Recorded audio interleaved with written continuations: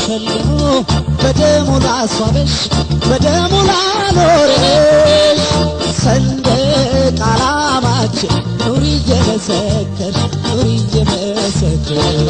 ሚያዝያ ወር 1970 በአብዛኛው በሚሊሻ ኃይል የተገነባው የኢትዮጵያ ሰራዊት እብሪተኛውን የሶማሊያ ወራሪ ያባረረበት የካራማራ የድል በዓል በብሔራዊ ደረጃ እንዲከበር ተወሰደ። በመሆኑም በምስራቅ ኢትዮጵያ ዋና ዋና ከተሞች በአማርኛ እንዲህ እየተባለ ተዘፈነ። አባሮ ገዳይ በረሃ ያለው አባሮ ገዳይ በረሃ ያለው ጠላቱን ዛሬ አመድ አረገው ተባለ።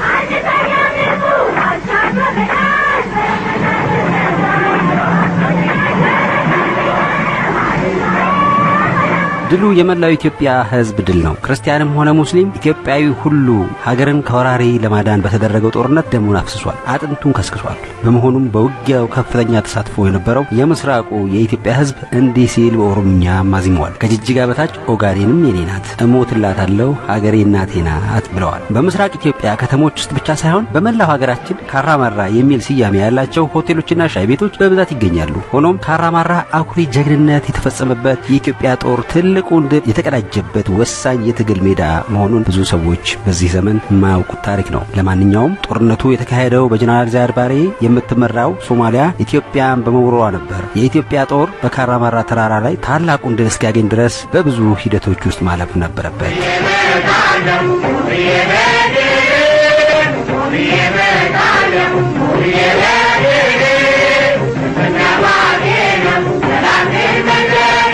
እነሆ 40 ዓመታት ወደ ኋላ ተጉዘን ያንን ታሪክ ዛሬ እንዘክረዋለን። ፕሮግራሙን አዘጋጅቶ በማቅረብ ማይክ መቅደም አብራችሁ ቆያለሁ። መልካም ጊዜ ከአድማስ ሬዲዮ ጋር እንዲሆንላችሁ እንመኛለን።